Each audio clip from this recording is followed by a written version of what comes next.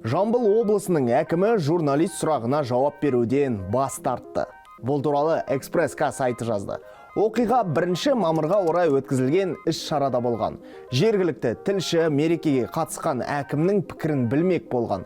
Саясат туралы емес, экономика туралы емес, жай ғана шарадан алған әсері жайлы.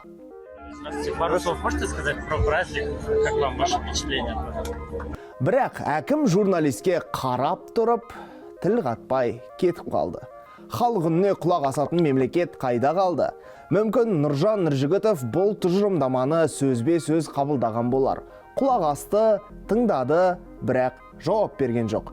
Жамбыл облысы әкімінің баспасөз қызметінің басшысы Данияр Асқарұлы видео бойынша жауап берді. Әкім сахнаға сөз сөйлеуге бара жатты. Ол бас тартқан жоқ, кейін жауап беретінін айтты. Сұхбат беріп, халықты күттіріп қойған дұрыс болмаушы еді.